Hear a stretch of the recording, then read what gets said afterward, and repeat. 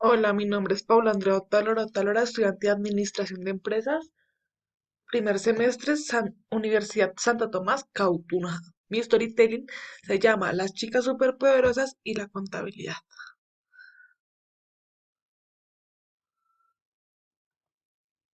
En este storytelling vamos a hablar sobre la historia de la contabilidad y los principios de contabilidad. Bueno, Burbuja, hola hermanitas, Bellote y Bombón, ¿cómo están? ¿Sí saben que mañana tenemos examen de contabilidad? ¿Saben cuáles son los temas?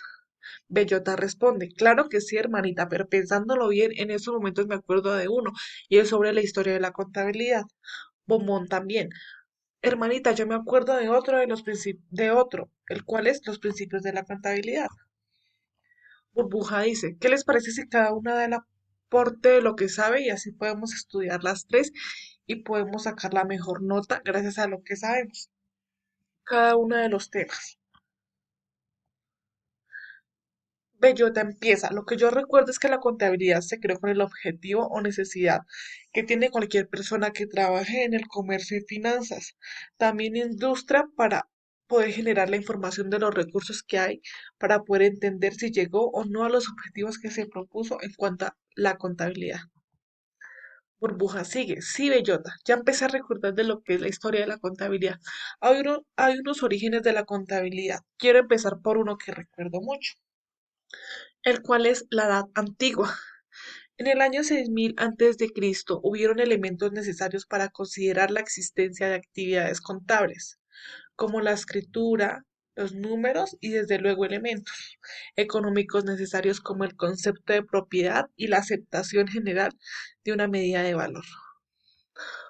Sigue Burbuja. El antecedente más importante de esta actividad es una tablilla de barro que actualmente se encuentra como el testimonio contable más antiguo, entre los años 5400 a 3200 antes de Cristo se originaron los primeros vestigios de organización bancaria situada en el Templo Rojo de Babilonia, donde se recibían depósitos y ofrendas que se presentaban con intereses. Para el año 5000 antes de Cristo en Grecia existían leyes que imponían a los comerciantes la obligación de llevar determinados libros con la finalidad de anotar las operaciones realizadas. Bombón explica la Edad Antigua. En el año 3623 antes de Cristo en Egipto los escribanos por órdenes anotaban las entradas. En el año 2100 antes de Cristo Hammurabi realizaba la codificación. En esta se mencionaba la práctica contable. En el año 594 antes de Cristo Salomón construye el tribunal para diversos servicios administrativos para rendir cuentas anualmente. En los años 365 y 323 a.C., mercado de bienes crece por medio de anotaciones. En Roma, las tablillas de marfil, esta contabilidad fue llevada por los plebeyos. Los romanos tenían dos formas de contabilidad, la cual era la codex, que registraba el nombre de la persona, la causa y operación que está destinada al acreedor, y la adversaria que constaba de dos lados. El lado izquierdo aceptaba registros y ingresos y el lado derecho registra los datos. Bellota explica la Edad Media. En el siglo VI y IX, en Constantinopla no se crea la moneda más aceptada en las transacciones nacionales, la cual es llamada sólidos. En 1157, Ansaldus Oilardus, conocido como primer notario, repartió beneficios que arroja la asociación comercial basada en el saldo de las cuentas y egresos. En 1211 en Florencia, las cuentas llevadas por Florentino, él era un comerciante que llevaba diferentes características del libro. Él creó una escuela donde el debe y el haber van arriba, uno al lado del otro. En la comuna de Génova hacían uso de los clásicos términos debe y haber, utilizando los asientos cruzados y llevando una cuenta de pérdida y ganancia. En 1327, el primer auditor maestri racionali, la misión de él era vigilar el trabajo de los aceri y conservar un duplicado de este libro Cartulari, el cual era el libro mayor en los años 1366 y 400, los libros de Francesco Datini, imagen de contabilidad por partida doble. Burbuja explica la Edad Moderna. Benedetto Cutuli Rangel estableció la identidad de la partida doble, señala el uso de los tres libros, que era el cuaderno como libro mayor, el journaling como diario y el memoriale como borrador. También incluía un libro copiador y la imperiosa necesidad de enseñar contabilidad. Fray Lucas de Paciolo consideró que la contabilidad en la aplicación requiere de un conocimiento matemático. Él inventó un libro llamado Tractus 9. En este se refiere al sistema de registración por partida doble, seguido por el axioma que no hay deudor sin acreedor. También explica el inventario como una lista de activos y pasivos. El expansionismo mercantilista se encargó de exportar al nuevo continente la contabilidad con partida doble. En este siglo creó los centros mercantiles profesionales independientes con función de que orienta a vigilar y revisar la información contable. Bombón explica la edad contemporánea. En el siglo este se hace cargo de las modificaciones debido a mentiras sobre la naturaleza de las cuentas. Por eso se crean escuelas, las cuales mencionaré algunas, las cuales son personalista, valor, la abstracta, la jurídica y positivista. Por eso se inicia el estudio de los principios de contabilidad, destinada a solucionar problemas relacionados con precio y la unidad medida de valor. Sistema de enseñanza racionaliza, haciéndose más accesible y acorde a los requerimientos y avances tecnológicos. Bueno, chicas, ahora vamos a pasar al otro tema, los principios de contabilidad. Estos principios de la contabilidad son fundamentos básicos para cumplir los fines de la contabilidad. Bueno, hermanitos, vamos a explicar cada principio, cada una. Burbuja dice que es la equidad.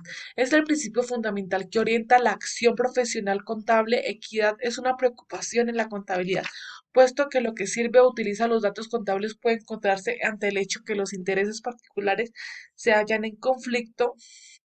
Un estado financiero se prepara de tal manera que refleja con equidad los intereses en juego de una empresa dada. Partida doble. Bellota lo dice. En este, los hechos económicos y jurídicos se expresan de forma completa aplicando sistemas contables que registran los aspectos de un acontecimiento. Cambios en el activo y pasivo participa que dé lugar a la ecuación contable. Ente, lo explica Bombón. El ente en los estados financieros se refiere a un ente donde el elemento propietario es considerado como tercero. Este concepto de ente es distinto de persona, ya que una persona puede producir estados financieros de varios entes de su propiedad. Burbuja explica los bienes económicos. Un estado financiero se refiere siempre a bienes económicos, es decir, bienes materiales e inmateriales que poseen valor económico y por ende susceptibles de ser valuados en términos monetarios.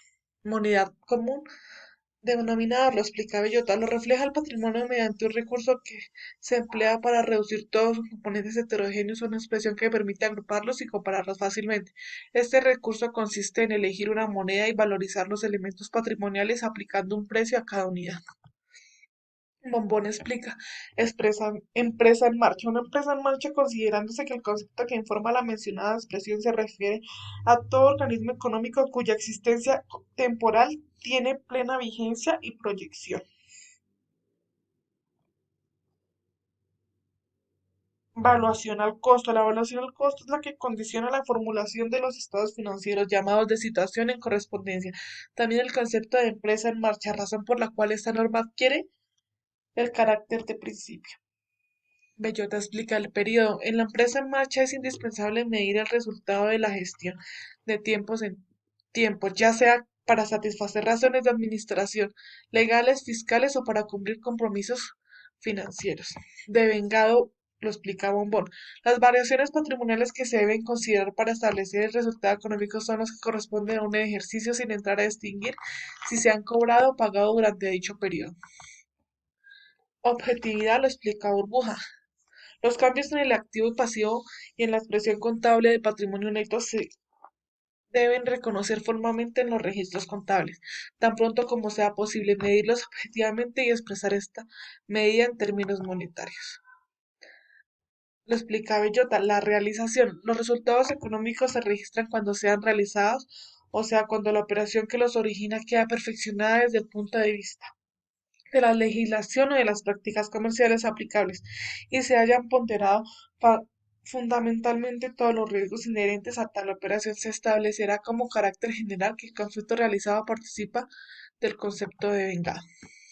Significa que cuando se deba elegir entre dos valores para un elemento del activo, normalmente se debe optar por el más bajo, o bien que una operación se contabilice del modo que la participación del propietario sea menor. Este principio general se puede expresar también diciendo contabilizar todas las pérdidas cuando se conocen y las ganancias solamente cuando se hayan realizado.